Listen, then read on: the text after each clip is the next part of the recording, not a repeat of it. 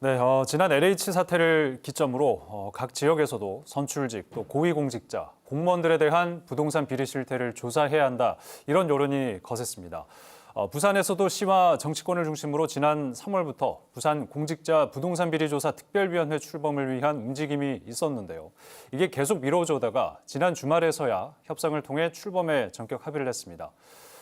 이에 앞서서 지난 10일 수요일에 정의당 부산시당이 공직자 부동산 비리 조사를 서둘러야 한다고 기자회견을 했습니다. 관련해서 저희가 직접 얘기를 들어보도록 하겠습니다. 김영진 정의당 부산시당위원장 함께하겠습니다. 어서 오십시오. 안녕하십니까. 반갑습니다.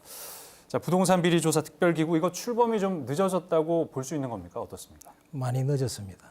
예. 3월 18일 여야정이 합의를 했으니까 50일이 넘었지 않습니까? 네. 늦어도 너무 늦은 것 같습니다. 예. 위원 선정 문제를 놓고 좀 갈등이 있었던 걸로 아는데 구체적으로 어떤 문제가 있었던 겁니까? 사실 이 기구는 처음부터 난항이 예상되었더랬습니다. 예. 합의를 하면서 더불어민주당, 국민의힘, 그리고 부산시 3명씩 총 9명으로 구성이 되었습니다. 네. 그런데 당시에 보궐선거가 있지 않았습니까? 시장이 어느 당에서 당선되느냐에 따라서 인적 구성에 대한 유불리를 따질 수밖에 없는 사항이었죠. 네.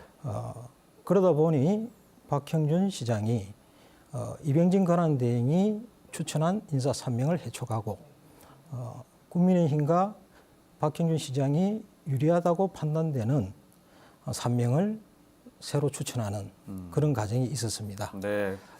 그 기존에 위촉된 부산시 할당된 3명. 예, 예. 이 3명이 이제 보선이 끝나고 나서 교체가 됐고 거기에 대해서 민주당이 반발을 하면서 지금까지 좀 위원 선정의 어려움을 겪으셨다고 보는 거 아니겠습니까? 그렇죠. 예. 그러면 부산시의 좀 잘못입니까?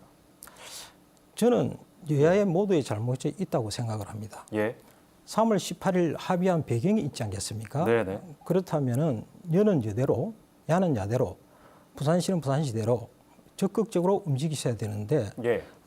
각자의 유불리만 따지고 특위를 지연시킨 그런 잘못이 모두에게 있다고 생각을 합니다. 네.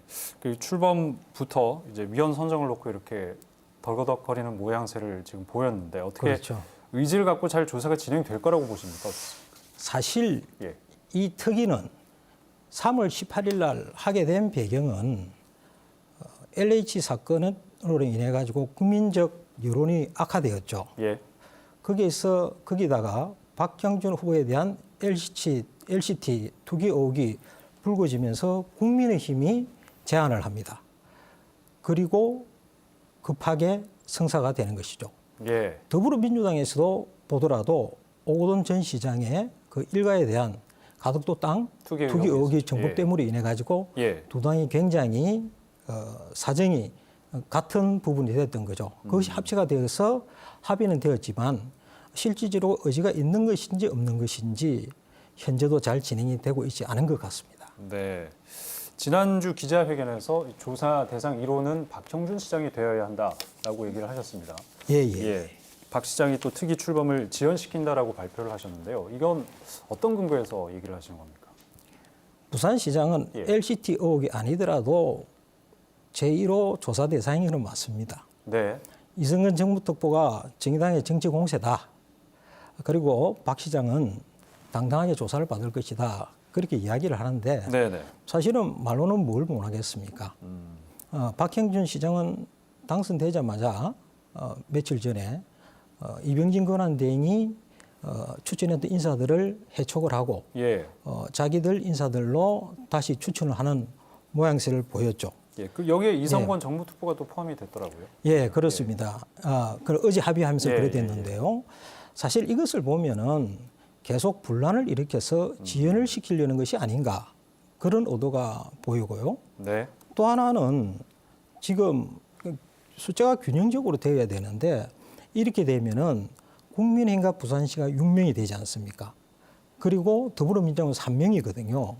이렇게 되면은 사실상 특위 과정에서 또 다른 문제점이 발생할 소지가 있다고 저희들은 생각하고 있습니다. 정의당 입장에서는 부산시 위원 3명도 국민의힘 쪽일 것이다라고 이렇게 추측을 하시는 거잖아요. 그렇죠. 그래서 균형이 안 맞다. 그렇죠. 네. 그 이성근 특보 같은 경우에는 예.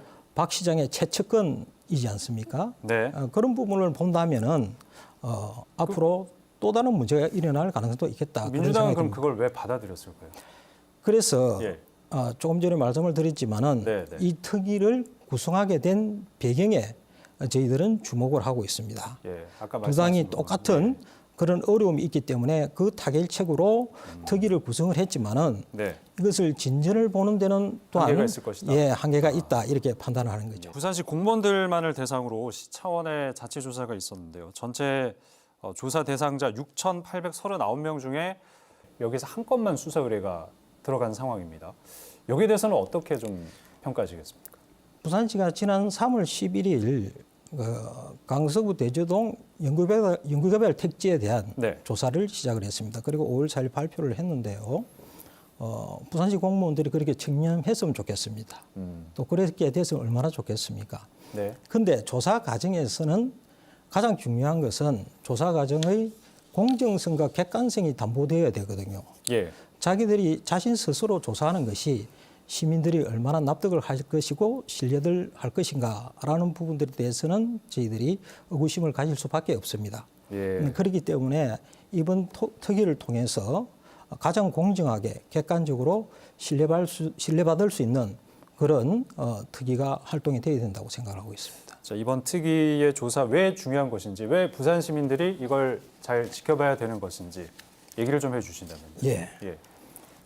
조사 특위가 조사해야 될 대상이 이미 전현직 국회의원, 시의원, 구의원, 네. 지자체장, 고위공직자 5천 명 정도 됩니다. 예. 그리고 직계가족, 좀비속, 직계 좀비속 그리고 배우자 이렇게 하면은 2만 명이 넘거든요. 네. 그리고 조사 범위도 가덕도, LCT, 일강 신도시 등 이때까지 10년 정도의 불법 투기 의혹이 있는 것을 모두를 들여다봐야 됩니다. 네네. 그렇기 때문에 굉장히 중요한 부분들이고요. 예. 그리고 저희들 보면은 부산시는 가히 난개발의 국가대표이거든요. 제 아름다운 해안선 또 산자락을 다 잘라먹고 초고층 아파트들이 들어서 있습니다. 예. 이것을 누가 허가를 해줬는지 저희들이 이해가 가지 않습니다. 그런 그렇기 부분까지 다 들여다봐야 예, 된다. 그러니까 이해관계가 예. 분명히 있을 것이다. 그래서 이번 특위의 조사는 단지 불법 투기를 뿌리 뽑고 조사하는 데 있는 것이 아니라 이것을 통해서 조사 과정의 신뢰성, 결과의 신뢰성을 가지고 네. 앞으로 있을 부동산 정책의 신뢰성을 담보할 수 있는 것이죠. 예. 그리고 그것으로 인해서 서민들에 대한 주거 안정에 기여하는 그런 희망을 가진 특위 조사 활동이라고 생각을 합니다. 알겠습니다. 부산 공직자 부동산 비리 조사 특별위원회 앞으로 어떤 활동을 할지 또 지지부진한 부분이 있으면 거기에 대해서 또 문제 제기를 하실 거죠? 그렇죠. 예. 특위가 출범하지 못하게 된다면은 예, 예. 특위를 합의했던 여야정 모두가 의혹에 휩싸일 수밖에 없게 되어 있습니다. 예. 그래서 저희들은 정의당은 부산 시민과 함께 특위가 정상적으로 가동될 수 있게끔 감시권을 놓지 않으려고 하고 있습니다. 네. 그래서 여야가 정말 부산 시민을 생각하면서 적극적으로 진지하게 내용 있는 조사에 임해줬으면 좋겠습니다. 네, 알겠습니다. 오늘 말씀 여기까지 듣겠습니다. 정의당 부산시당 위원장 김영진 위원장과 함께했습니다. 고맙습니다. 고맙습니다.